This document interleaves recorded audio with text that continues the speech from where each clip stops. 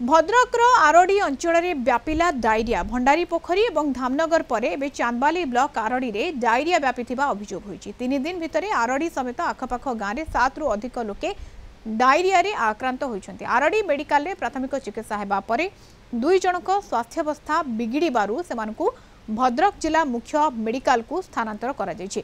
आउ 5 जन मेडिसिन ने घर को फेरी। आरडीर विभिन्न स्थान में अलिया जमी रही अस्वास्थ्यकर परिवेश सृष्टि करुछि। मंदिर प्रवेश पथ सहित ड्रेन रे जमी रही अलिया आवर्जना। या सहित विभिन्न स्थान में पाइप फाटी दूषित पानी ट्याप्रे आसुथिबा लोके अभियोग करिसेंति।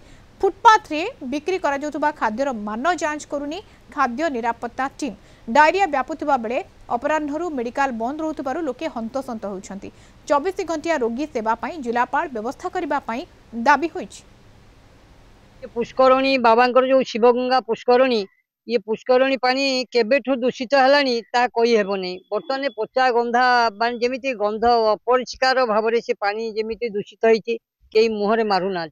पाइप पानी सुविधा ना चारिआडे फाट ता जो घोलिया पानी गुड़ा बाहरी नासना पानी बाहरी अपरिष्कार सृष्टि कर जोड़ा के विषाक्त पानी पीकी भी होती भयभीत हो। मशा अलिया ढालुंट मशा मैंने पानी ड्रेन पूरी पानी चलुची पचा पानी रास्ता पर चलती मंदिर आम माड़िकी जावासिया करुचु संध्या आने घरे बसी हूँ। पाइप पड़ी पाइप बुड़ी पचा पानी चलुची कि पानी भल ना गुंडी बाहर टीएल गोटे अच्छी सी भी गुंडी बाहर पानी जो रकम बर्तमान परिस्थिति देखा गाँ गाँव बर्तमान हईजा रकम तो माड़ी आसलानी हईजा सहित मेलेरिया भी माड़ी आसलानी। आपको जो ड्रेन गुड़ा जाऊँगी भर आमर पाइप वाटर पाइप आसुच्छी जो मध्य मध्य ट्यूबवेल भी रही ट्यूबवेल पानी भी नाली गुंडी पड़ी सी भी भल रोनी। प्रशासन तरफ कौन व्यवस्था एपर्यंत किसी है नहीं।